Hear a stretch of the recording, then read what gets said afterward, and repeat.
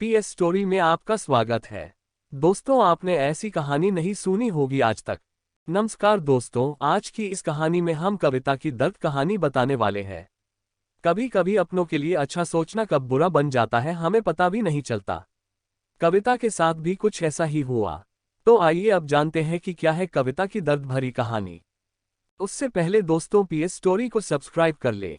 कविता एक मध्यम वर्गीय परिवार से थी जिसने अपनी स्नातक की पढ़ाई पूरी कर ली थी और अब वो अपने घर पर ही छोटे बच्चों को ट्यूशन पढ़ाती थी। कल्पना का रंग गोरा था और वह दिखने में बिल्कुल गुड़िया की तरह थी। कविता के माता पिता उसकी शादी के लिए एक अच्छे लड़के की तलाश कर रहे थे। तभी कविता के मामा एक लड़के के बारे में बताते हैं। वो कहते हैं कि लड़का का नाम राहुल है, वह किसी कंपनी में मैनेजर के पद पर है और महीने के 70,000 कमाता है। कविता के माता पिता ने लड़के की फोटो देखी तो उन्हें लड़का पसंद आ गया।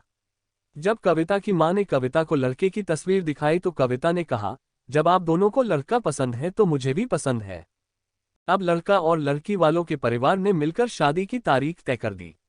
कविता के माता पिता बहुत खुश थे कि उनकी बेटी की शादी एक अच्छे घर में हो रही है।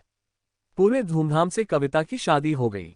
अब कविता अपने बचपन के घर को छोड़कर एक नए घर चली गई।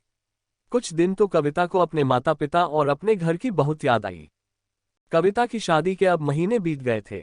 अब उसके पति राहुल पहले जैसा व्यवहार कविता के साथ करता था। कविता से वो चिड़चिड़ा सा रहता था। राहुल अब न पहले जैसा कविता को प्यार करता और न ही उसकी बातों को मानता। कविता को समझ नहीं आ रहा था कि वो क्या करे। वो बस रोकर अपने दर्द को कम करने की कोशिश करती। एक दिन कविता को पता चला कि राहुल सिगरेट पीने के बहाने छत पे जाता और किसी लड़की से बातें करता है।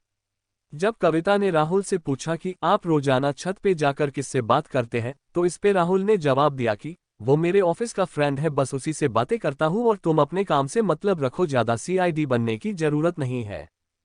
होली का दिन था। राहुल के कुछ दोस्त उसके घर आए थे। सभी ने घर पर पार्टी किया।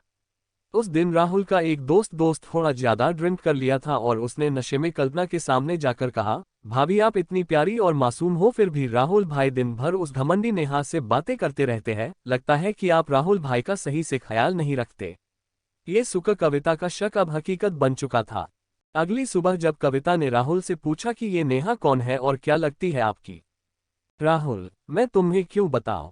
कविता, मैं बीवी हूं आपकी।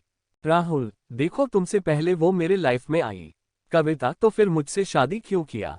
राहुल, बस तुम अच्छी लगी इसलिए शादी कर लिया।